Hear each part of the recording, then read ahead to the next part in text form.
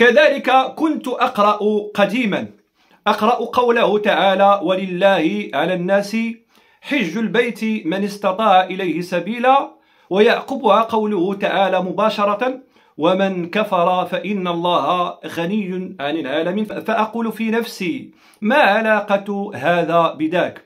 الله سبحانه وتعالى يتكلم عن الحج فيعقب كلامه عن الحج بقوله تعالى: ومن كفر فإن الله غني عن العالمين.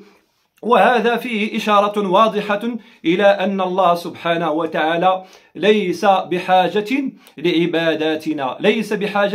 لعباداتنا، إذن هاد الناس اللي ما كيمشيوش للحج والعمرة تأثرا بهاد المساجات وهاد الكلام ديال بحال هاد الناس هادو، فإن الله سبحانه وتعالى كره انبعاثهم، كره أن يذهبوا إلى الحج فلم يوفقهم أن يذهبوا إليه. أما الحج فإن الناس يعملون عليه القرى. الحج دابا الناس كيتسناو عليه النوبة ب10 سنين وب15 عام. إذا الحج دروكا راه بالعكس هو كيرد الناس، لأنه الطاقة الاستيعابية ديال هذاك المكان هي محدودة. أما الناس الحمد لله المسلمين رغبتهم إلى الذهاب إلى الحج رغبتهم فائضة، حتى أنه الناس بزاف اللي كيمشيو للحج عام ولا عامين ديما هما كيبغيو يكرروا هذيك الزيارة لهذاك المكان وهذيك المناسك كذلك يديوها. وبزاف ديال الناس كنعرفوهم كيمشيو للعمرة كل عام، رغم انهم كل عام كيحطوا تما كما قلنا واحد 2 مليون ونص ولا 3 ولا 4